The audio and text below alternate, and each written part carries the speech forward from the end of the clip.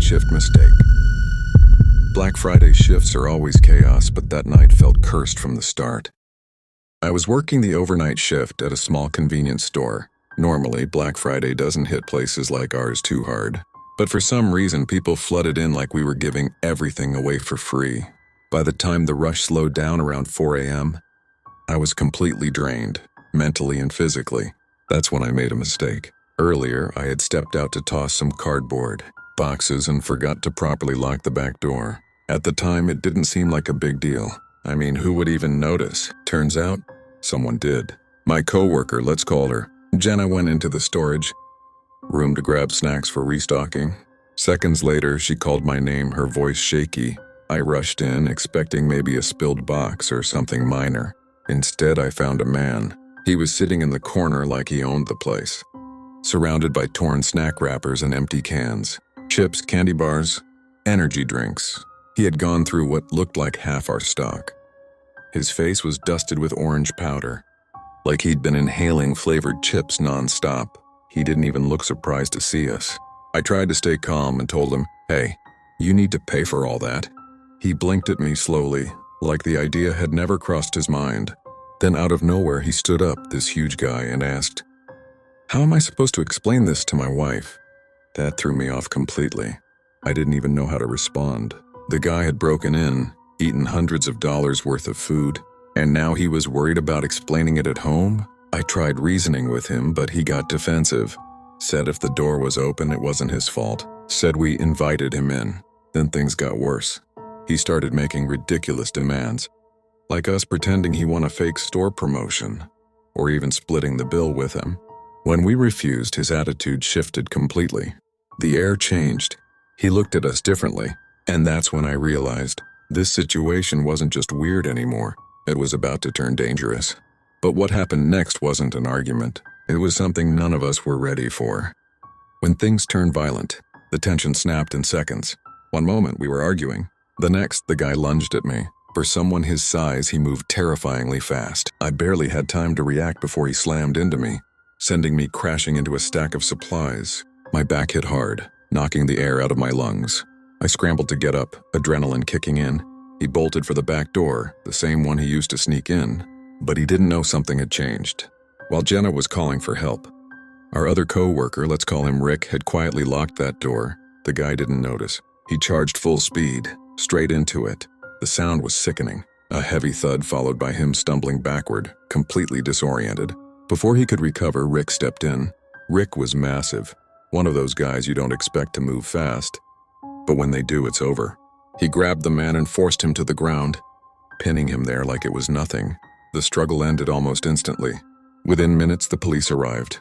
We explained everything: how he got in, what he ate, how he attacked.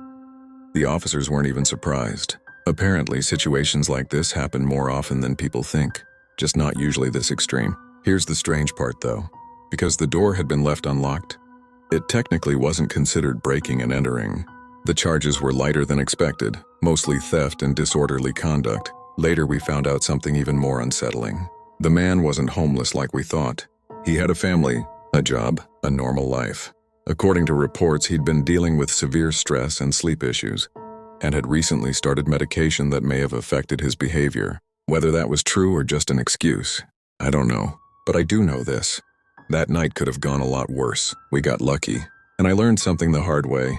You don't leave doors open, not even for a second. But that wasn't the only terrifying story from that holiday season, because what happened at the next gathering made this look small. Family dinners are supposed to feel safe. That one didn't. It started like any normal holiday gathering, everyone sitting around the table, food being served, casual conversations filling the room. Nothing unusual until my sister brought her new boyfriend. From the moment he walked in, something felt off. He wasn't openly rude, but there was this edge to him, a coldness, like he was waiting for a moment to stir something up. And eventually, he did. It started with small comments, sarcastic remarks, passive-aggressive jokes. At first, we ignored it. Nobody wanted drama. But then he crossed a line. He made a comment aimed directly at one of our relatives, something political, unnecessary, clearly meant to provoke. The room went quiet. You could feel the tension building. My sister tried to calm him down, placing a hand on his arm, but he shook her off. Not aggressively enough to cause a scene, but enough for everyone to notice. That's when things escalated. Voices got louder. Words turned sharper. What started as a disagreement turned into a full-blown argument. Then suddenly, he stood up and pulled out a gun. Everything froze. No one moved. No one spoke. It didn't feel real. He pointed it forward, his hands shaking slightly, but his expression, it wasn't fear. It was anger. Raw, uncontrolled anger. One wrong move, one wrong word, and that situation could have ended in tragedy. But just when it felt like everything was about to fall apart, someone made a move no one expected. Time slowed down. Everyone was staring at the weapon, trying to process what was happening. You could hear breathing, the faint creak of chairs, but no one dared to move, except one person, my sister. While he was distracted, focused on the argument, lost in his own anger, she grabbed the nearest object she could find, a heavy decorative vase, and without hesitation, she swung it. It shattered against the side of his head. The sound snapped everyone back to reality. He collapsed instantly, the gun slipping from his hand and hitting the floor. I rushed forward and kicked it away before anyone else could react. Silence filled the room again, but this time it was different. It was over. Police were called, statements were taken, and just like that, everything changed.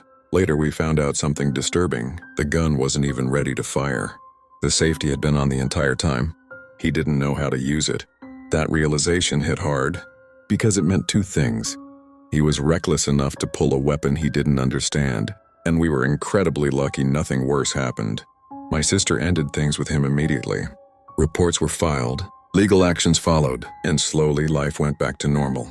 But that moment stayed with all of us, because it proved something simple and terrifying.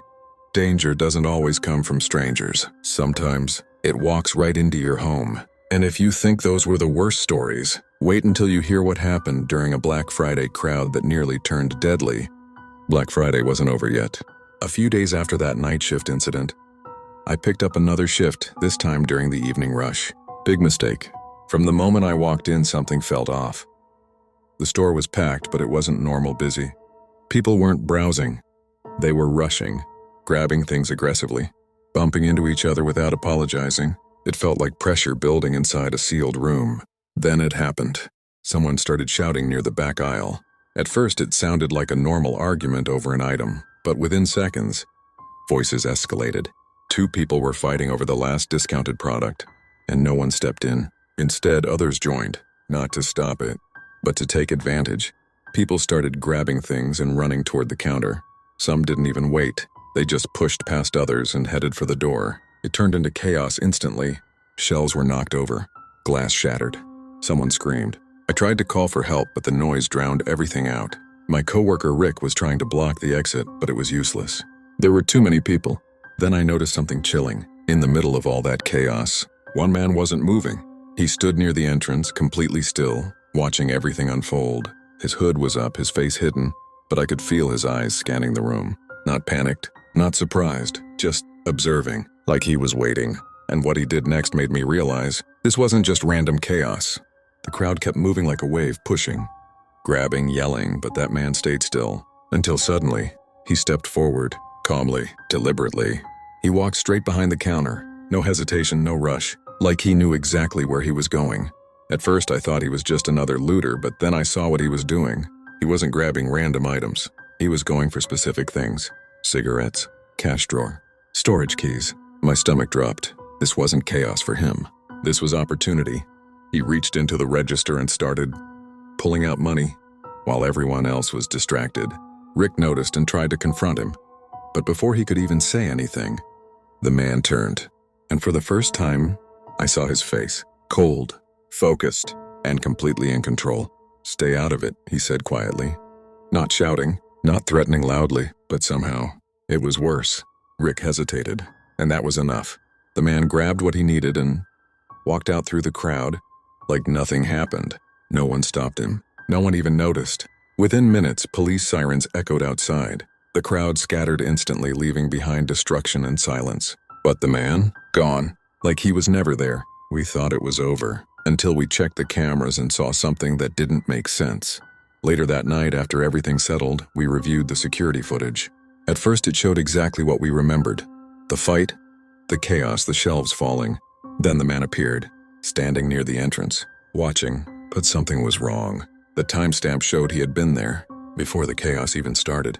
Minutes before, just standing, waiting. Then we saw it. Right before the argument broke out in the aisle, he moved, just slightly, enough to bump into someone. That small action triggered everything. The fight, the panic, the distraction. It wasn't random. He caused it, on purpose. A perfect setup. We replayed it again and again, hoping we were wrong, but every time it looked the same. Calculated, planned, controlled. The realization hit hard. While everyone else thought it was just Black Friday madness, someone had turned it into the perfect cover for a crime, and he walked away without a trace. But the most disturbing part wasn't what he did. It was what happened the next night. I almost didn't come back for my next shift, but I did, and I regret it. The store was quieter than usual. Damages had been cleaned up, shelves restocked, everything looked normal again, too normal. Around closing time, I stepped outside for a quick break.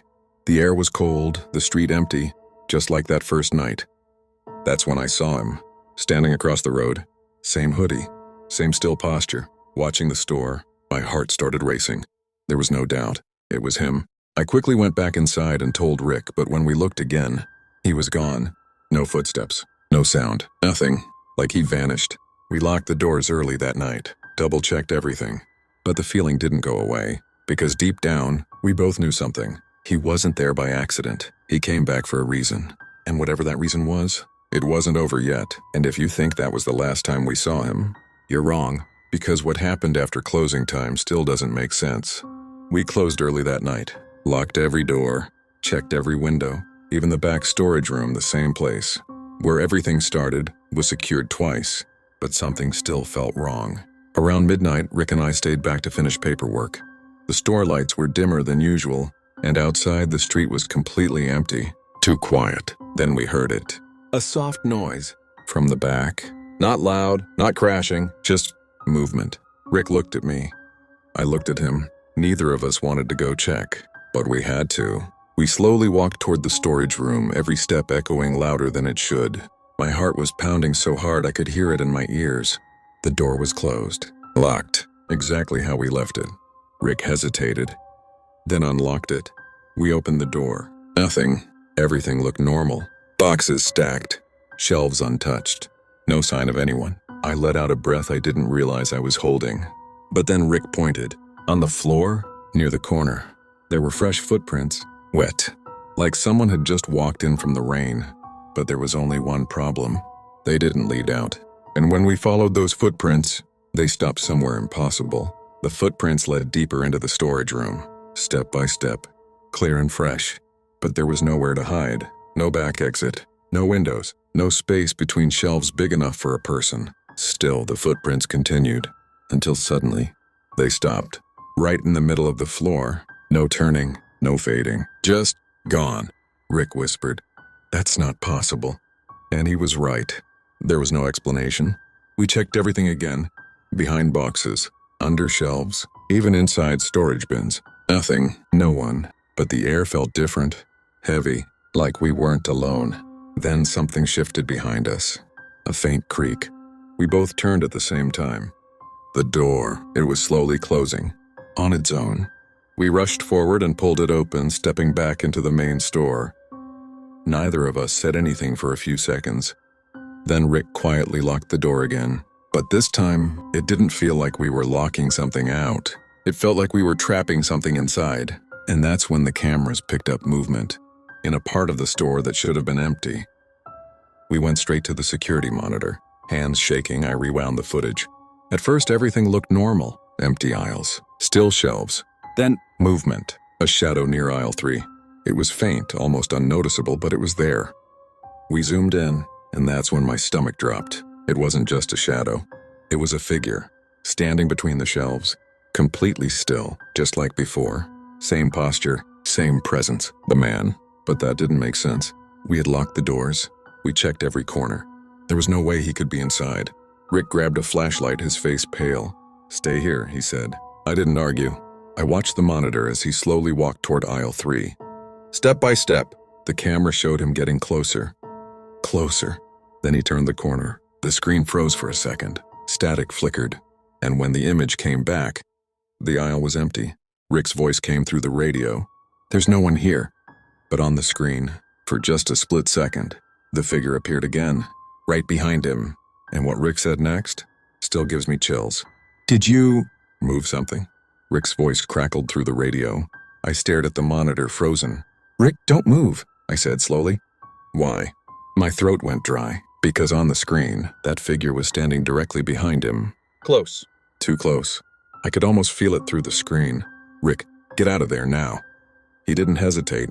He turned around instantly. But there was nothing there. The aisle was empty. Again.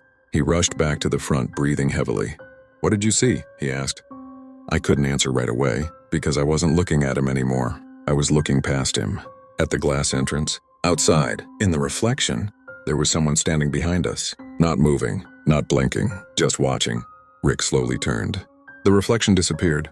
We both stood there in silence. No sound, no movement, nothing. But we knew one thing for sure. Whatever was happening, it wasn't over, and it wasn't just one person anymore. Because the next morning, the police found something inside the store that had no logical explanation.